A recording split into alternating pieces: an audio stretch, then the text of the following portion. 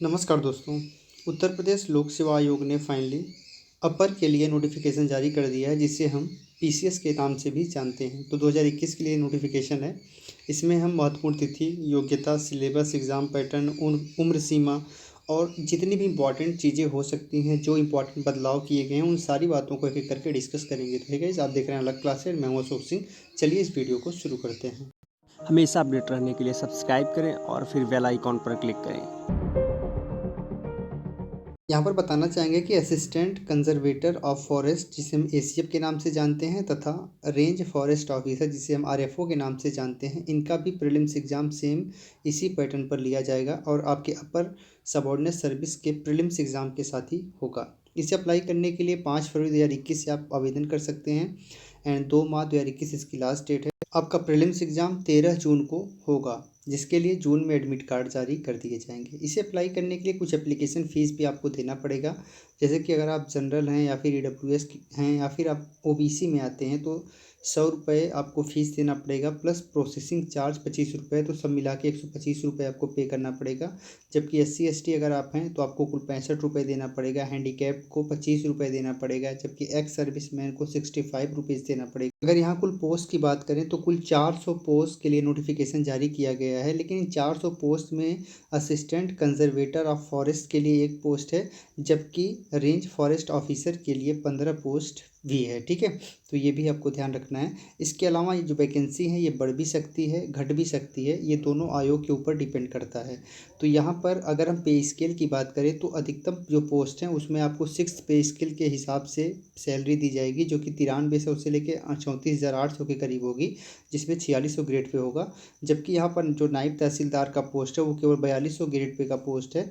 इसके अलावा कुछ और भी पोस्ट है, इसमें 5400 ग्रेड पे के हिसाब से आपको सैलरी दी जाएगी, जैसे कि 15,600 से लेकर 19,100 के करीब होगी। अब इस एक नोटिफिकेशन के माध्यम से आप बहुत सारे पोस्ट पर जा सकते हैं, लेकिन ये डिपेंड करता है कि आपका कट ऑफ, जो आपका रैंक है वो कैसा है। अगर आपका बहुत अच्छा रैंक आता है तो आपको टॉप लेवल के पोस्ट मिलेंगे, जबकि आपका जैसे जैसे रैंक कम होता जाएगा उसी हिसाब से लोअर कैटेगरी के पोस्ट आपको मिलेंगे। अगर हम कुछ अच्छे टॉप लेवल पोस्ट की बात करें तो आपको डिप्टी कलेक्टर मिल सकता है, डिप्टी सुपरिटेंडेंट ऑफ पुलिस मिलता है। इसके अलावा ब्लॉक डेवलपमेंट ऑफिसर हम BDO के नाम से जानते हैं, आपको ये मिल पाएगा। Assistant regional transport officer ARTO, assistant commissioner commercial tax में, डिस्ट्रिक्ट कमांडेंट होमगार्ड में, ट्रेजरी ऑफिसर, ठीक है, या इसे हम अकाउंट ऑफिसर के नाम से भी जानते हैं, केन इंस्पेक्टर। तो यहाँ पर आप देख सकते हैं बड़ी लंबी लिस्ट है। इसमें बहुत सारे ऐसे भी पोस्ट हैं जिसके लिए कुछ खास एलिजिबिलिटी क्राइटेरिया मांगी गई है, तो वो आप डिटेल नोटिफिकेशन को पढ़ के ही समझ सकते हैं। सबको यहाँ डिस्कस करना पॉसिबल नहीं है, लेकिन यहाँ पर मैं बताना चाहूँगा कि ये लिस्ट थोड़ी सी और भी बड़ी है, जिसको मैं नहीं दिखा रहा हूँ। चलिए कुछ और चीज़ों को डिस्कस कर लेते हैं।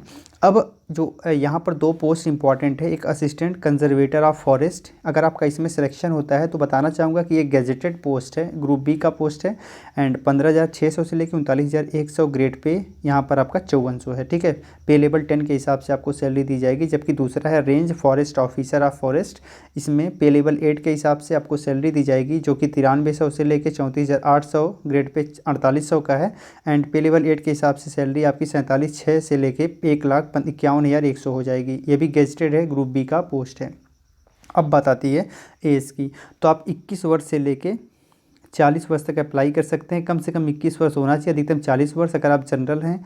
इसके अलावा अगर आप ओबीसी हैं तो 3 वर्ष आपको छूट मिलेगी। अगर आप SC ST हैं तो आपको कुल 5 वर्ष छूट मिलेगी। इसके अलावा अगर आप PH में आते हैं तो आपको कुल यहाँ पर 55 ईयर्स तक आप अप्लाई कर सकते हैं। ठीक है, तो इस हिसाब से यहाँ पर छूट है।